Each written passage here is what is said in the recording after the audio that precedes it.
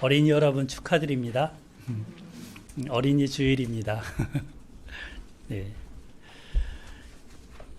어버이날도 있고 스승의 날도 있고 굉장히 5월달은 많은데 첫날이 우리 사랑하는 어린이들을 생각하면서 함께 예배드리는 날입니다.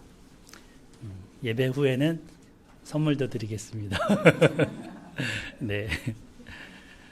지난주에는 지휘관들이 하나님께 드린 헌신, 그 헌물에 대해서 또 레위인들이 이렇게 흔드는 제물로 드려지는 그 헌신에 대해서 살펴보았습니다. 이 말씀의 기초에서 산제사, 나 자신을 매일의 삶을 그 예배로 드리는 삶을 살자고 했었습니다. 오늘은 이어서 민수기 9장과 10장을 보도록 하겠습니다. 주보에 제가 레위기라고 썼다가 수정했습니다. 아직도 레위기의 잔상이 남아 있습니다. 신의 광야에서 진을 배치하고 사람을 세우고 정결케 하는 여러 가지 사건들이 이 민수기 앞장에 나왔었습니다. 이제 9장 1절부터 3절입니다. 애굽 땅에서 나온 다음 해 첫째 달에 여호와께서 신의 광야에서 모세에게 말씀하여 이르시되 이스라엘 자손에게 유월절을 그 정한 기일에 지키게 하라. 그 정한 기일 곧 이달 14째 날 해질 때에 너희는 그것을 지키되 그 모든 율례와 그 모든 규례대로 지킬지니라. 지금 출애굽한 지 어느덧 1년이 지났습니다. 출애굽할 때 하나님께서 이집트를 10가지 재앙으로 징벌하셨습니다.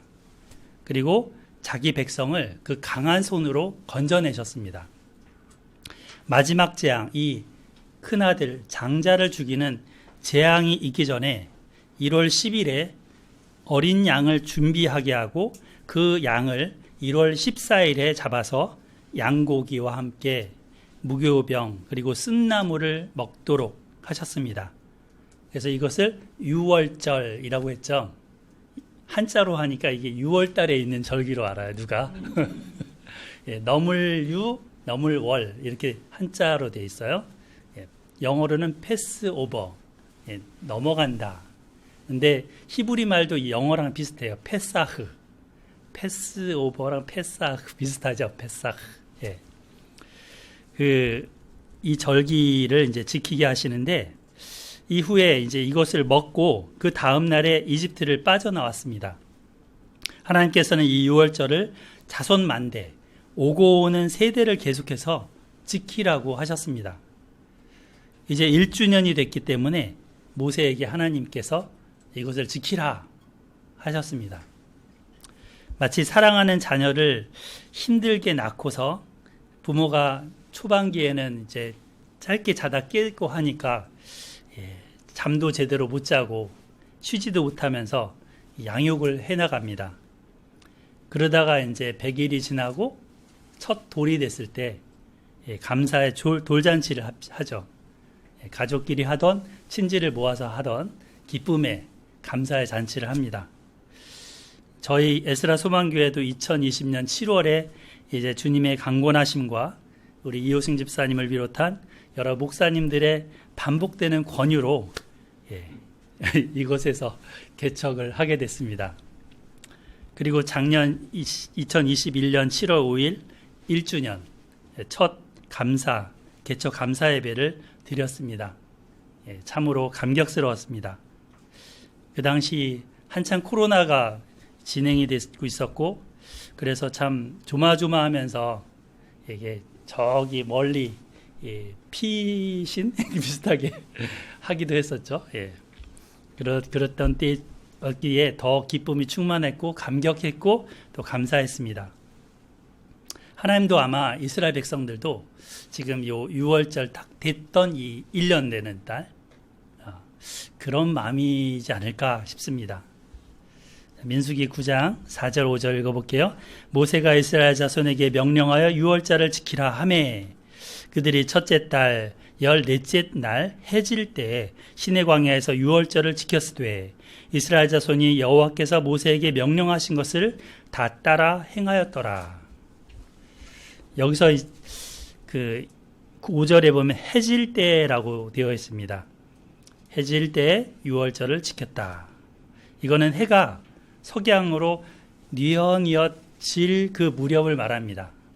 예진자매님이 요즘 고 광경에 뻑 빠졌다고 하는데, 그 석양의 그 풍경. 하루 종일 중천에 떠서 뜨겁게 내리비추이던 그 태양이 서쪽으로 지고 이제 온 하늘이 핏빛으로 붉게 물드는 무렵입니다.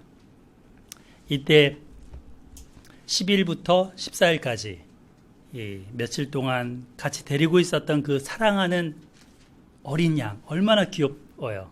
하얀 그 어린 양, 그 어린 양의 목을 따서 피를 냅니다. 그리고 죽였습니다. 이 어린 양의 머리와 다리와 내장을 다 해서 불에 굽고 요리해서 가족끼리 모여서 먹었습니다. 이것은 이집트에서의 쓰디쓴 노예 생활을 기억하는 것입니다. 쓴 나물.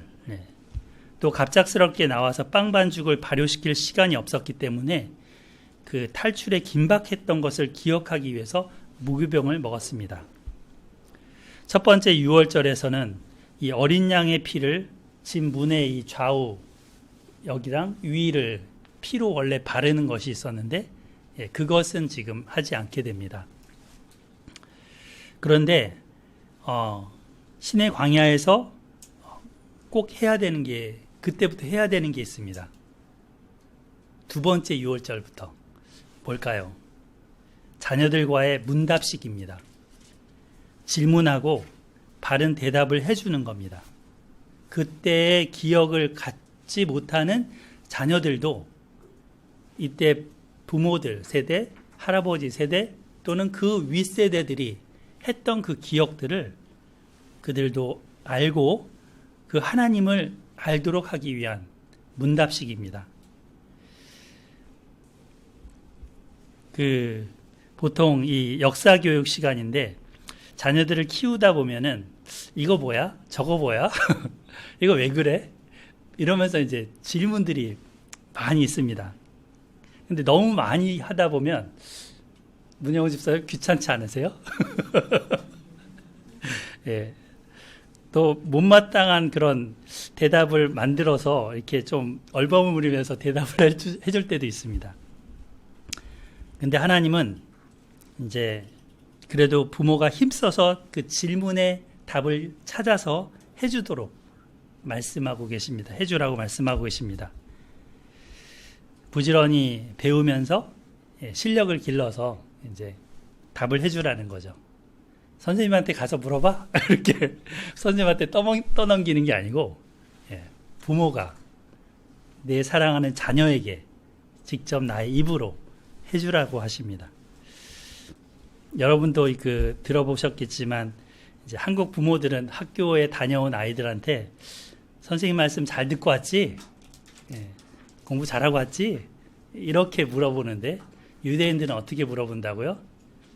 오늘 선생님한테 무슨 질문했니?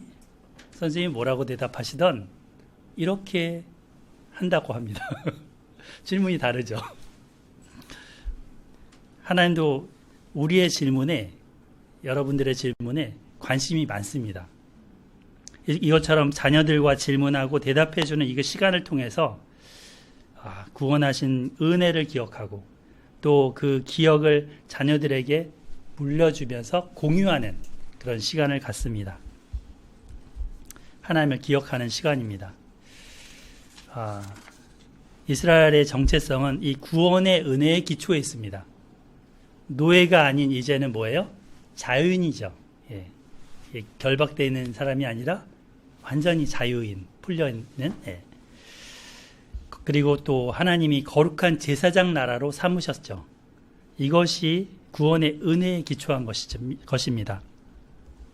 이 은혜를 기억하고 과거에 죄악된 삶의 고통을 이제 또다시 한번 기억하는 것은 현재 어떻게 살아야 하는지 또 앞으로 나는 어떻게 살아가야 될 것인지를 생각하면서 각오를 다지고 자세를 바로잡는 시간입니다. 이것을 잊으면 은혜를 당연시 여기는 그런 병에 걸립니다. 없는 것을 보면서 불평하는 바이러스 같은 그 질병에 걸려버립니다. 코로나 바이러스는 우리 육신을 괴롭히지만 이 불평이나 원망, 당연병 이런 것은 우리의 영혼과 육신을 다 파괴해버립니다. 유월절 준수는 그래서 단순히 종교적인 행사가 아닙니다. 하나님과 그들을 이어주는 그 기억의 끈을 다잡는 꼭 붙드는 시간입니다. 뭐라고요? 기억의 끈을 딱 놓지 않고 이렇게 붙드는 그런 시간입니다.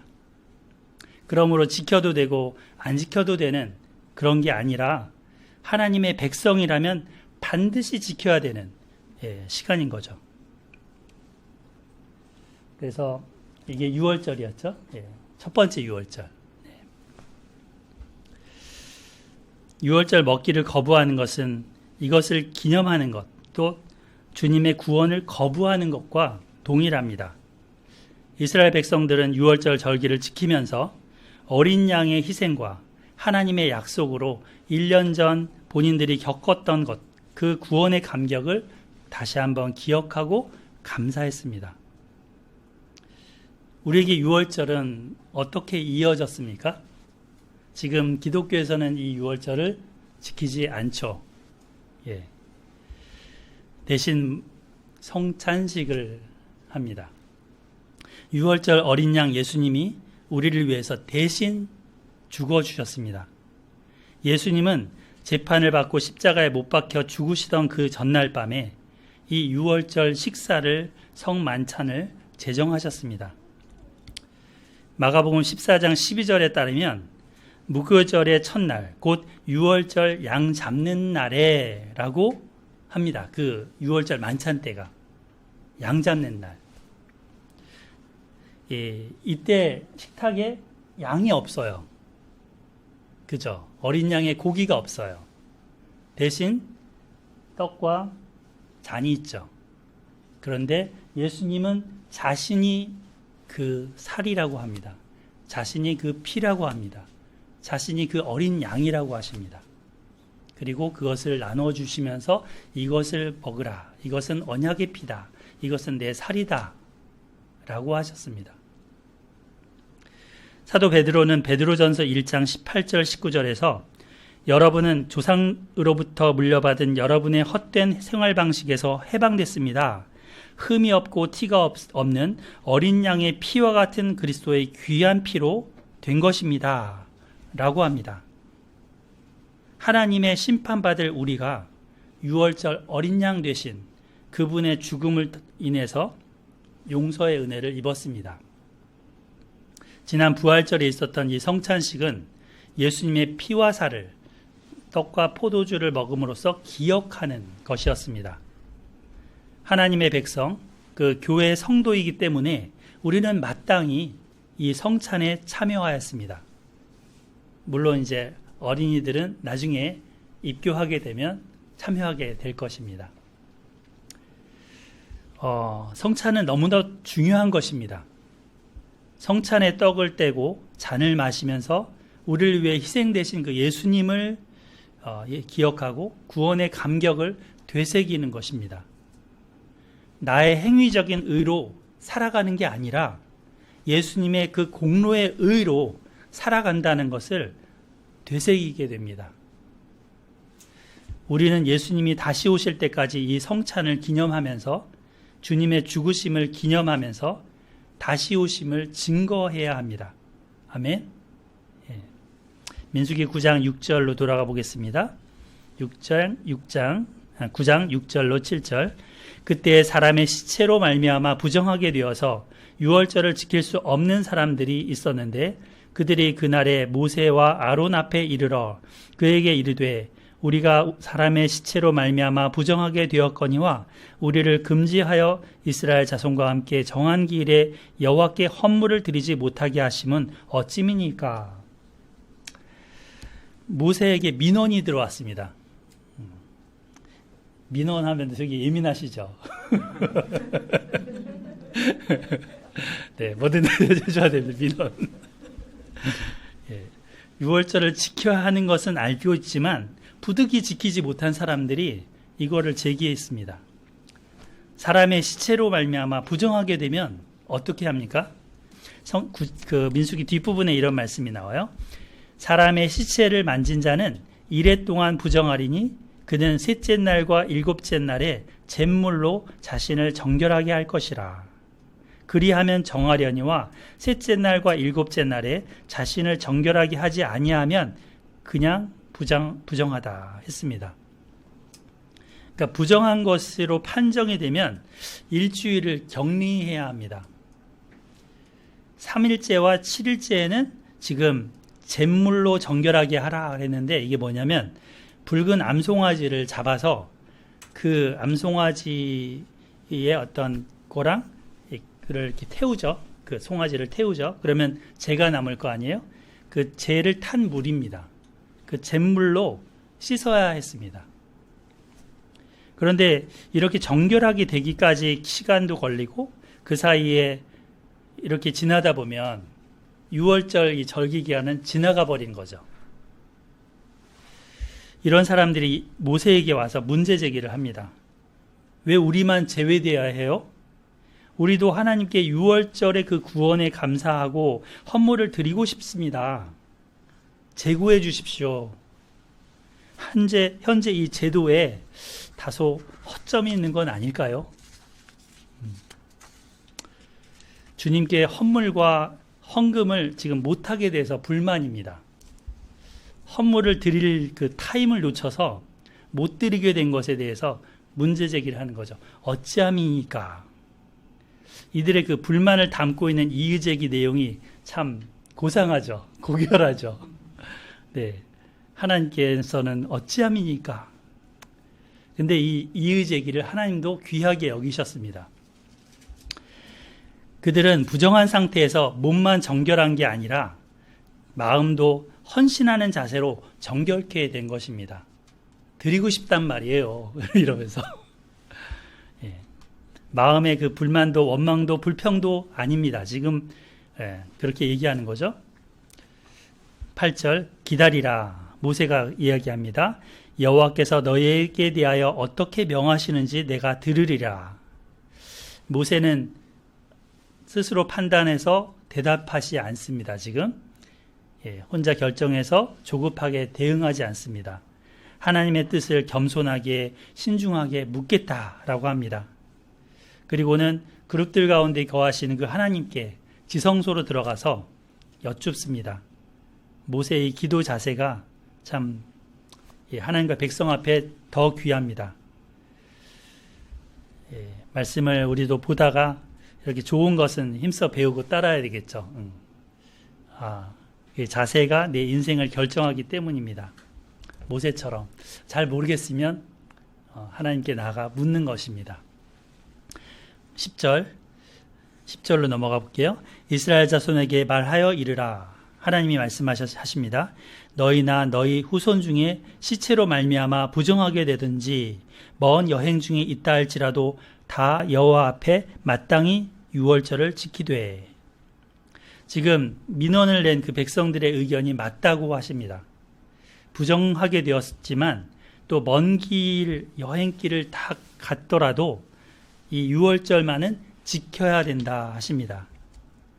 그래서 유월절 지키는 게 선택사항이 아니라 필수사항, 하나님의 백성이라면 꼭 지켜야 하는 필수사항이라고 하시죠. 이들이 유월절을 지키는 것은 이것처럼 참 귀히 여길 만한 것입니다.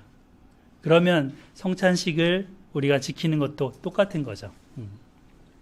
성찬의 떡을 먹고 잔을 마시면서 주님의 몸을 기념하는 것은 성도라면 마땅히 할 것이고 너무나 중요한 것입니다. 그래서 권징이라는 것이 있을 경우에는 이 수찬 정지라는 게 있습니다. 성찬에 참여하지 못한다. 그래서 종교개혁 시기에는 이 수찬 정지를 거의 사망과 같이 여겼습니다. 그만큼 주님의 떡을 먹고 주님의 그 잔을 받는 것을 생명보다 더 소중하게 여겼던 것입니다. 성찬에서는 주님은 우리를 귀빈, VIP보다 더 높은 VVIP로 초대하십니다. 그분의 생명의 식탁 앞에 앉혀 놓으십니다. 그리고 그분을 우리 몸 안에 받아들이게 하십니다. 같이 먹는 성도들과 한 마음 하나가 되게 하십니다. 한 떡을 먹으면서 하나의 공동체로. 그 식구가 그거라며 같은 밥을 먹는 입. 예, 한 식구인 거죠.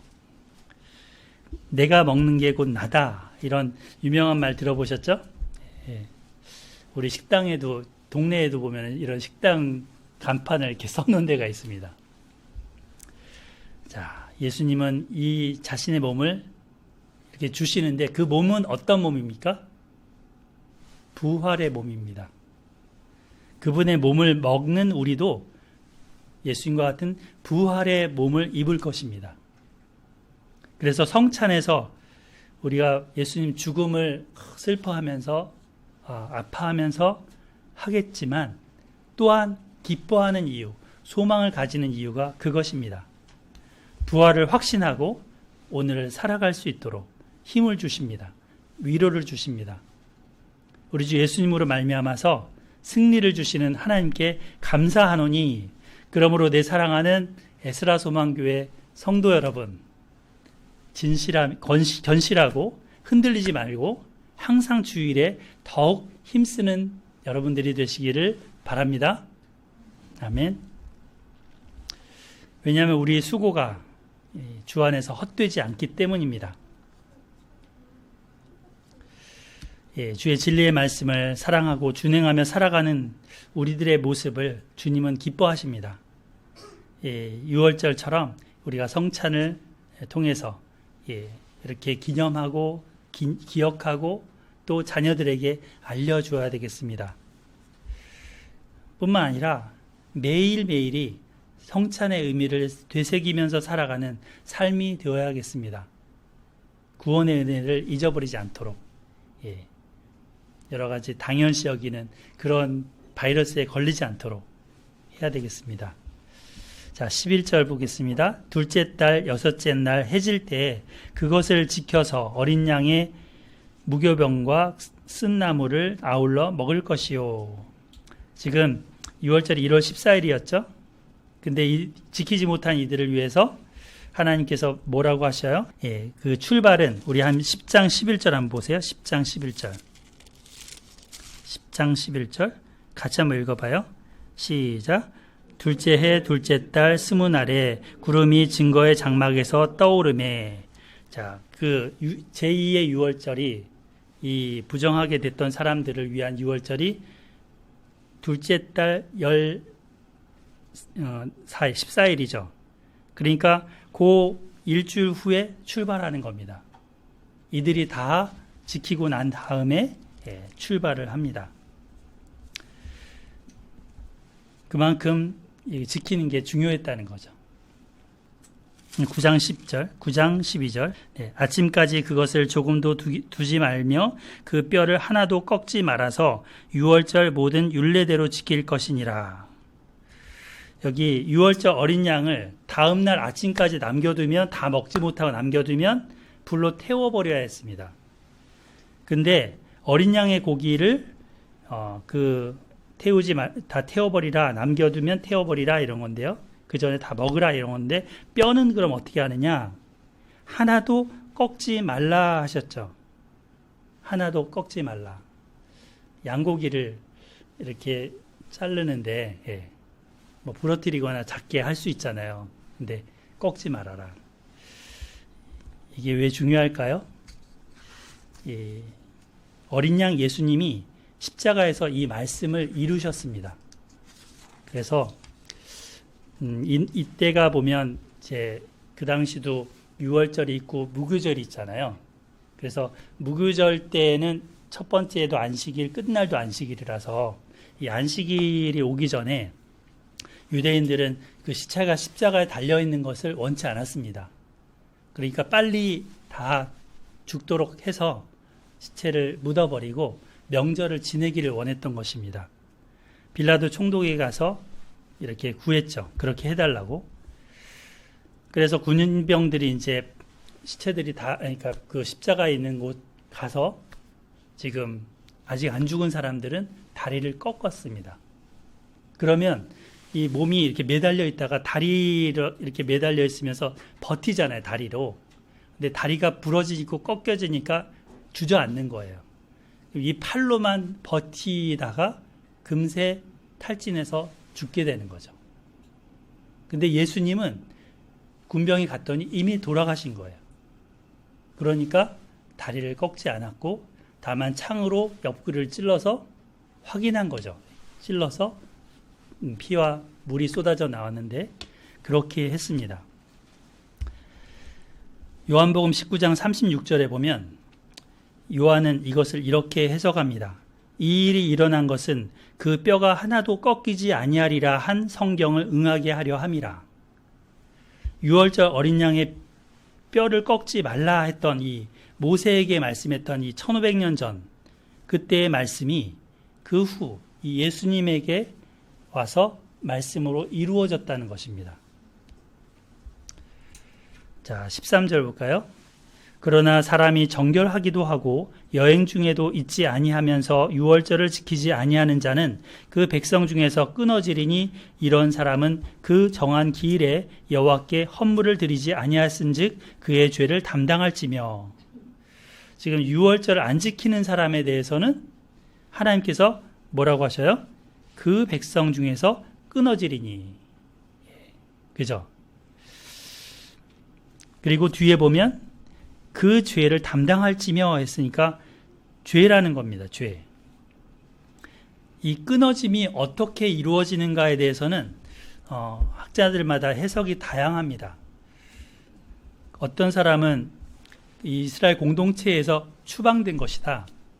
이렇게 보는 사람도 있고 사형시켰을 것이다. 또는 하나님이 질병을 내리셔서 일찍 죽게 하셨을 수 있다라는 등 다양한 해석을 내놓습니다. 여하튼 하나님께서는 더 이상 내 백성으로 간주하지 않겠다라는 그 선언이 담겨 있습니다. 참 무서운 말씀인 거죠. 한편 외국인에게도 유월절을 지키는 문이 열려 있습니다. 14절 만일 타국인이 너희 중에 거류하여 여호와 앞에 유월절을 지키고자 하면 유월절 율례대로 그 규례를 따라서 행할지니 거류민이나 본토인에게나 그 율례는 동일할 것이니라. 이스라엘 본토인이 아니더라도 하나님께 헌신하는 이방인, 그 타국인이 있다면 그들도 할례를 하고 유월절을 기념할 수 있었습니다. 하나님께서는 유월절 날짜를 지금 한 달 후에 정해서 지키도록 하셔서 이 유월절 절기의 규례를 유연성 있고 탄력성 있게 대응하게 해주셨습니다. 기본 정신은 훼손시키지 않으면서 그 지키려는 마음이 있다면 얼마든지 환영하시는 것입니다. 대체로 사람들이 법을 대하는 자세가 어떨까요? 법 제도에 대해서 다소 경직적이죠.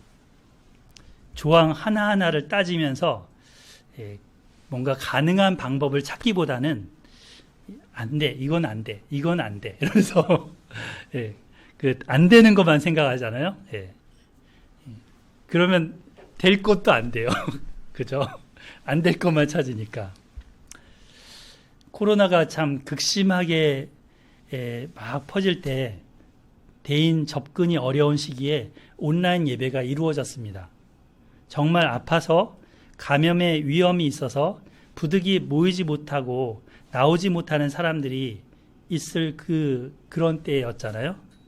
그래서 온라인으로나마 예배를 드릴 수 있어서 감사한 그런 시기가 있었습니다.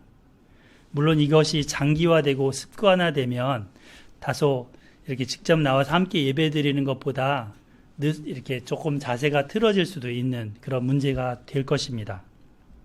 하지만 헌신하고 싶고 예배드리고 싶은 사람이 있는데 차마 오지 못할 경우 하나님의 말씀을 함께 듣고 배우고 신앙생활을 할 수 있도록 하는 이런 조치는 필요했었습니다.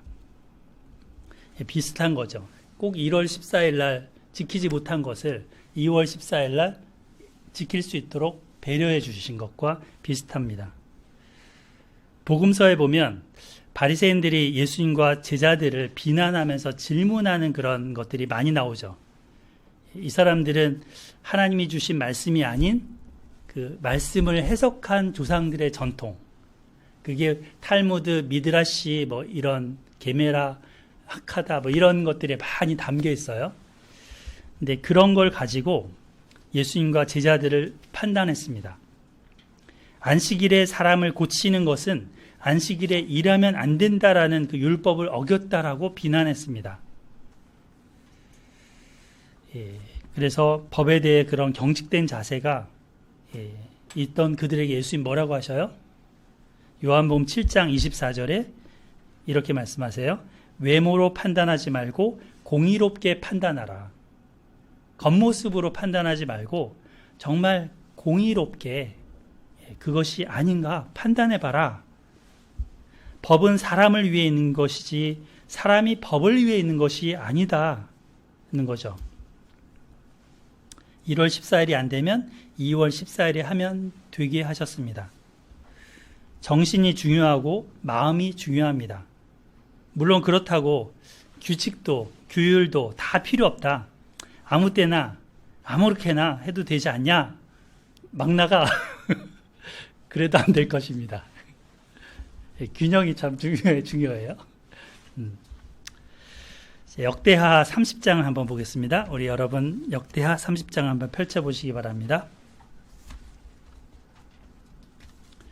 잘 안 읽는 성경 중에 하나죠. 역대기가 30장 거기 보면 제목에 6월절 준비라고 되어 있을 겁니다. 이때는 히스기야 왕이라는 유다 왕이 통치할 때입니다. 그때 당시 6월절 절기 준수를 했던 일이 기록되어 있습니다. 이 히스기야 전에는 그 6월절을 잘 안 지켰어요. 그래서 이 정말 볼까요? 5절에 보시면 5절 이는 기록한 규례대로 오랫동안 지키지 못하였음이니라 라고 했죠. 이 당시에는 이제 남북한이 우리처럼 북한 남한처럼 갈려 있었습니다. 북쪽에는 10지파가 있는 북이스라엘, 지금 히스기야 왕은 남쪽 유다에 있는 왕으로 2지파의 왕이었습니다. 그런데 우리만 이스라엘 유다 지파 히스기야가 다스리는 통치 영역 거기만 6월절을 지키자 할 수도 있잖아요. 그런데 이 히스기야 왕은 하나님이 우리한테만 이 법을 준 게 아니야. 저 10지파에게도 이걸 지키라고 모세를 통해서 하셨어. 그러니까 저들도 같이 지내야지 하는 마음을 가졌습니다. 그래서 편지를 씁니다. 북쪽 이스라엘 지파들한테 편지를 보냅니다. 우리는 이제 보통 한라에서 백두까지라 그러죠. 한라산에서 백두산까지를 한 우리나라라고 하는데 여기는 맨 밑에 지역이 브엘세바예요. 저 맨 꼭대기가 단이라는 지역이에요. 그래서 그 단까지 있는 그 지파들을 한테 다 소식을 보내는 겁니다. 사람들을 보내서 알립니다. 자, 1절 보면 같이 읽어볼까요? 1절 시작. 히스기야가 온 이스라엘과 유다의 사람을 보내고 또 에브라임과 므낫세에 편지를 보내어 예루살렘 여호와의 전에 와서 이스라엘 하나님 여호와를 위하여 유월절을 지키라 하니라. 네. 이렇게 해서 지키라 했죠. 그런데 거기에 보면 2절에 둘째 달에 유월절을 지키려 하였으니 이런 말이 나옵니다. 이유는 성결하게 한 제사장의 수가 부족하고 백성들도 요 1월 달까지는 다 못 모이는 겁니다. 북쪽에서 그 거리가 꽤 되기도 하고 준비를 해서 와야 되니까. 그래서 이 정한 때에 못 지키기 때문에 이제 2월 14일로 이 날짜를 해서 정한 겁니다. 지금 앞에 우리 민수기처럼. 네. 6절로 넘어가 볼게요. 6절. 보발꾼들이 왕과 백성 방백들의 편지를 받아가지고 왕의 명령을 따라 온 이스라엘과 유다에 두루 다니며 전하여 일렀으되 이스라엘 자손들아 너희는 아브라함과 이삭과 이스라엘의 하나님 곧 야곱이죠. 야곱의 하나님 여호와께로 돌아오라. 그리하면 그가 너희 남은 자 곧 아수르 왕의 손에서 벗어난 자에게로 돌아오시리라. 지금 히스기야 때 무슨 일이 있었어요? 아시리아가 쳐들어와서 북이스라엘이 멸망했죠. 그래서 지금 나라가 다 망하고 남은 자만 있는 거예요. 끌려가기도 하고 하나님께서 떠나신 거예요. 그 백성을 버리신 거예요. 그러니까 혹시라도 너희가 하나님께로 돌아오면 하나님도 너에게 돌아오지 않겠냐라고 설득하는 겁니다. 너희 조상들과 너희 형제같이 하지 말라. 그들은 그의 조상들의 하나님 여호와께 범죄하였으므로 여호와께서 멸망하도록 버려두신 것을 너희가 똑똑히 보는 바니라. 그런즉 너희 조상들같이 목을 곧게 하지 말고 여호와께로 돌아와 영원히 거룩하게 하신 전에 들어가서 너희 하나님 여호와를 섬겨 그의 진노가 너희에게서 떠나게 하라 하면서 지금 계속 설득을 합니다. 우리 하나님은 어떤 분이시다? 9절에 나오죠. 너희의 하나님 여호와는 은혜로우시고 자비하신지라. 너희가 그에게로 돌아오면 그의 얼굴을 너희에게서 돌이키지 아니하시리라. 지금 멸망한 저 북쪽, 그쪽을 향하여서 호소합니다. 하나님께로 돌아와라. 선지자의 마음이죠. 이 히스기야의 마음이. 근데 이 말을 듣고 이스라엘 북쪽 이스라엘 지파가 어떻게 했을까요? 조롱하며 비웃었습니다. 다 그랬을까요? 10절에 보면 조롱하며 비웃었다라 했죠? 11절, 그러나, 읽어봐요. 11절, 시작. 그러나 아셀과 므낫세와 스불론 중에서 몇 사람이 그리스로 겸손한 마음으로 예루살렘에 이르렀고, 네. 이렇게 하나님이 감동시킨 몇 사람이 있었습니다. 그래서 그들은 이제 말을 들은 대로 준행을 합니다. 그래서 이제 13절에 보면 둘째 달에 유월절을 비롯한 무교절을 지키게 되는데 매우 크게 모여서 지키게 됐습니다. 참으로 감격적인 이 분열된 솔로몬 이후에 분열된 이후에 처음으로 남북한이 같이 잔치를 하는 거예요. 절기를 지키는 거예요. 얼마나 큰 감격이 있겠습니까? 대대적인 국가 행사가 됐습니다. 그리고 이들이 한 일은 무엇이었냐면 우상의 제단과 향단들을 쓰레기처럼 버렸습니다. 그리고 2월 14일에 유월절 양을 잡고 자기들을 성결하게 하고 이 레위기대로 절기를 지켰습니다. 그런데 북쪽에서 온 그 무리들이 아무래도 몇백 년 동안 이것을 안 해왔잖아요.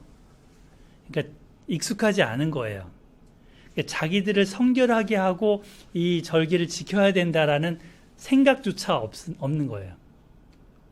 근데 그렇게 되면 무효거든요. 그렇게 지키면 하나님이 안 받으시거든요. 이때 이거를 알게 된 거예요. 그래서 히스기야가 하나님께 나아가서 그들을 용서해 달라고 기도합니다. 하나님을 구하는 자들을 비록 성소의 결례대로 스스로 깨끗하게 못했을지라도 용서해 달라고 기도합니다. 여호와 하나님께서 어떻게 하셨을까요? 하나님의 마음에 합당한 히스기야의 기도를 받으셨죠. 그리고 일부 뭔가 아팠었나 봐요. 이 정결하게 하지 않고 이 절기를 지킴으로 일부가 아팠었나 본데 그들을 고치셨다고 합니다. 그리고 나서 찬양과 감사의 시간을 보냅니다.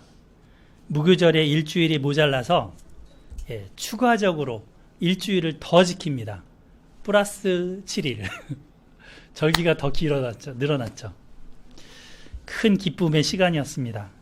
제사장의 백성들을 향한 축복 소리가 어땠다고 합니까?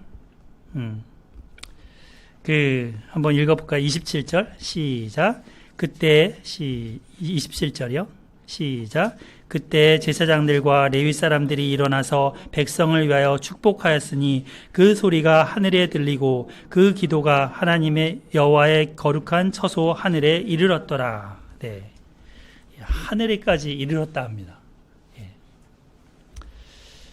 자, 참 감격적인 이런 6월절 무교절의 시기가 있었습니다. 이게 잘 계속 이어지면 얼마나 좋겠어요. 그죠? 근데 역사는 또 이렇지가 않답니다. 히스기야가 아팠다가 병이 나았었죠. 그때 헵시바라는 버려졌던 왕비를 데려다가 다시금 아내로 삼아서 그리고 자녀를 낳았는데 그 자녀가 누구라고요? 므낫세. 므낫세. 그 므낫세가 남유다의 왕들의 통치 기간 중에 제일 오래 통치했어요. 44년, 자그만치. 그 므낫세가 그런데 그 통치를 오래 했는데 잘했으면 얼마나 좋아요. 그런데 모든 왕들의 악을 다 합친 것보다 더 큰 악을 행했습니다.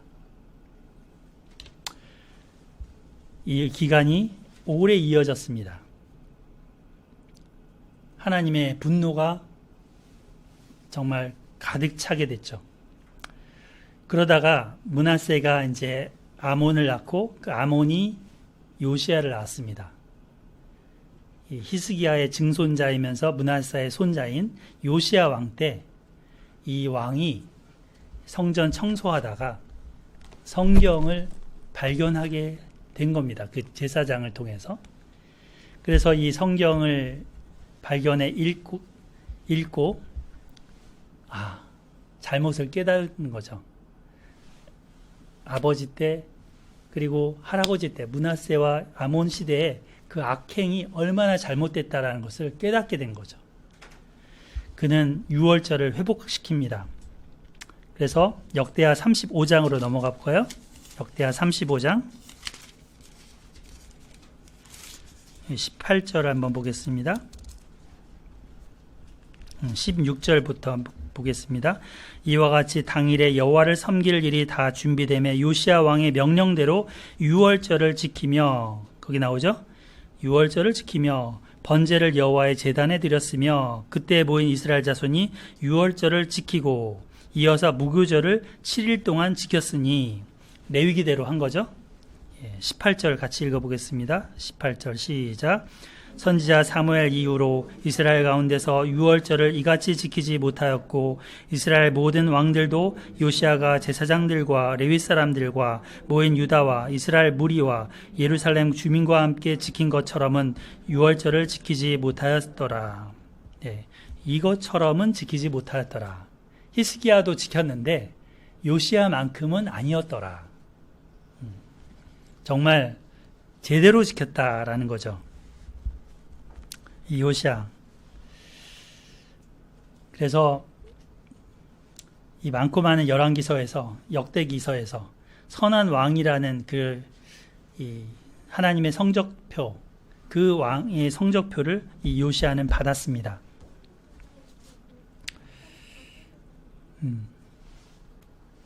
요시야는 성경을 스스로 읽고 하나님의 뜻을 따랐기 때문입니다. 비결이 그거예요. 뭐 엄청난 기적을 봤다? 아니에요. 성경을 들었고 성경을 읽었고 성경대로 한 것입니다. 우리가 부지런히 성경을 가까이 하지 않으면 신앙적인 좋은 아버지가 있더라도 인간 말종왕, 괴물왕, 므낫세 같은 그런 식으로 될 수도 있습니다. 히스기야의 신앙이 얼마나 좋았어요. 그런데 성경을 안 읽으니까, 성경을 안 가르치니까 므낫세 같이 되는 겁니다. 사랑하는 자녀들이 성경을 스스로 읽고 자기 삶을 하나님 앞에 살아가도록 도와야 합니다. 이후에 이제 바벨론 또 귀향을 가게 되죠. 그 후대에 성경을 안 가르치니까 남유다도 멸망했습니다. 요시야 이후에 요시야의 아들 손자 때 멸망하는 거예요. 바벨론이라는 나라에. 그리고 끌려갔다가 70년 포로 생활하고 돌아온 거죠. 그 돌아와서 저기 이제 에스라 6장 19절에 포로 귀한 공동체가 이 유월절을 지킵니다. 유월절 준수는 여호와 하나님의 구원에 대한 감사와 찬양과 또 믿음의 결단을 하는 신앙 고백 기간이 되었습니다. 자, 이제 우리 민수기로 돌아보겠습니다. 민수기. 시내광야에서 이렇게 유월절을 지켰습니다. 하나님이 기뻐하셨고 이들과 함께 하셨습니다. 9장 15절부터 볼 텐데요. 14절, 9장 15절. 길을 안내한 구름, 이렇게 제목이 써 있을 거예요. 하나님께서 여행길에 내비게이션을 주십니다. 구름이라는 그 내비게이션 그걸 주십니다. 15절. 성막을 세운 날에 구름이 성막 곧 증거의 성막을 덮었고 저녁이 되면 성막 위에 불 모양 같은 것이 나타나서 아침까지 이르렀으되. 출애굽기 그 40장 마지막에 보면 성막이 완성되었을 때 하나님이 그들과 함께 했을 때 그 어떤 거로 나타났냐면 구름이 임재했다, 구름이 가득했다 라고 하는 거로 나타났죠. 그리고 그 구름이 지금 또 여기 나타나서 인도한다는 거예요. 밤에는 보통 이제 이게 그 두 개의 기둥이 아니고 하나인데 밤에는 이제 별빛이 있긴 하지만 캄캄하니까 구름 안에 불이 보이는 거죠. 낮에는 햇빛 때문에 구름 속에 불이 안 보이는 거죠. 그러니까 구름 기둥, 불 기둥은 같은 거예요. 이렇게. 15절 보면 그렇게 나타났다 했었고 17절부터 볼게요. 구름이 성막에서 떠오를 때에는 이스라엘 자손이 곧 행진하였고 구름이 머무는 곳에 이스라엘 자손이 진을 쳤으니. 지금 구름이 이렇게 가면 따라가고 구름이 딱 멈추면 멈췄던 거죠. 마치 양치기를 하는 목자가 양무리들을 쫙 끌고 갈 때 이제 지팡이로 딱 인도를 하는데 목자가 딱 멈추면 양들도 멈추고 목자가 가면 양들도 따라가고 하는 것입니다. 하나님의 입에서 나오는 명령이 이들을 이끌고 있습니다. 18절부터 우리 쭉 거기 23절까지 보면 계속 반복해서 나오는 구절이 하나 있어요. 뭘까요? 여호와의 명령을 따라라는 구절이죠. 여호와의 명령을 따라. 18절. 이스라엘 자손이 여호와의 명령을 따라 행진하였고 여호와의 명령을 따라 진을 쳤으며 구름이 성막 위에 머무는 동안에는 그들이 진영에 머물렀고 구름이 성막 위에 머무는 날이 오랠 때에는 이스라엘 자손이 여호와의 명령을 지켜 행진하지 아니하였으며 혹시 구름이 성막 위에 머무는 날이 적을 때에도 그들이 다만 여호와의 명령을 따라 진영에 머물고 여호와의 명령을 따라 행진하였으며. 지금 여호와 하나님이 이들의 왕이십니다. 하나님의 명령을 따라서 천지 창조 때 말씀으로 하나님이 명하시니까 가라스테, 하나님이 가라스테 하면은 이렇게 질서가 잡혔잖아요. 생명이 막 탄생되고 그랬던 것처럼 여호와의 명령을 따라 이들은 움직이기도 하고 머물기도 합니다. 질서 정연하게 움직입니다.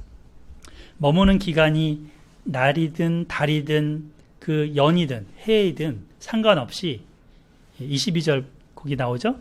이틀이든지 한 달이든지 1년이든지 상관없이 구름이 성막 위에 머물러 있을 동안에는 이스라엘 자손이 진영에 머물고 행진하지 아니하다가 떠오르면 행진했습니다.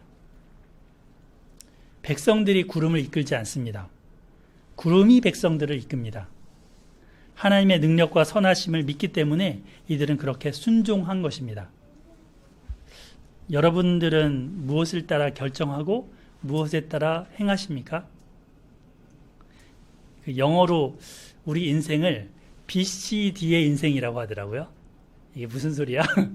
B는 birth의 약자, 첫 글자예요. birth, 태어나다, 탄생.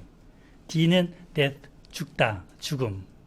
가운데 C는 그 뭘까요? 초이스, 선택이라는 거예요. BCD. 아침에 우리가 눈을 딱 뜨면서부터 눈을 감는 그날까지 우리는 선택의 기로 앞에서 늘 살아갑니다. 그죠? 오늘 여기 예배 오는 거를 선택을 여러분들 하셨습니다.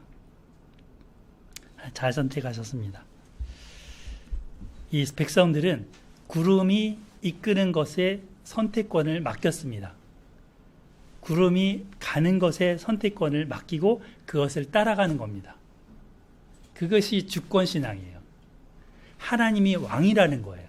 내가 왕이 아니고. 내가 결정해서 하나님 이리로 오세요.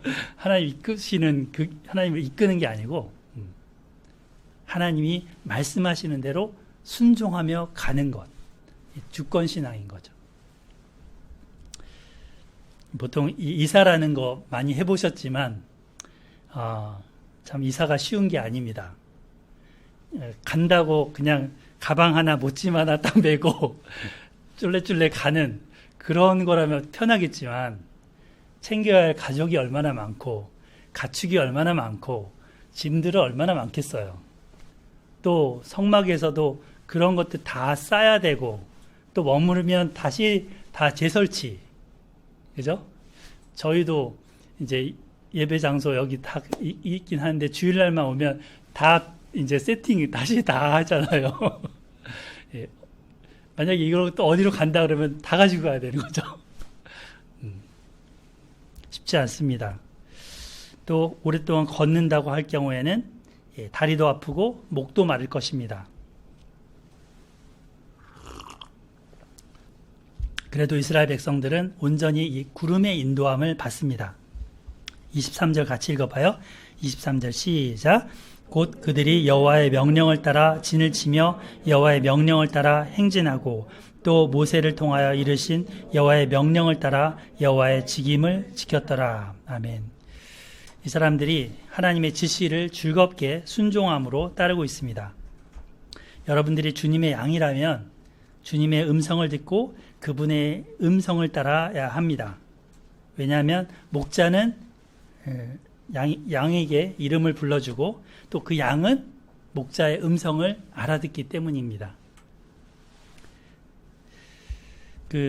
얼마 전에 다큐멘터리에 남극 신사 펭귄에 관한 다큐멘터리를 한번 본 적이 있습니다. 그런데 수백만 마리가 그 벌판에 펭귄이 쫙 널려 있어요. 그런데 그 촬영하는 카메라 감독이 촬영하는 한 펭귄을 포커스를 잡아서 가는데 이 펭귄이 누굴 찾는가 했더니 새끼를 찾는 거예요. 근데 그 새끼가 계속 운대요, 저쪽에서. 진짜 그 소리 듣고 찾아가더라고요.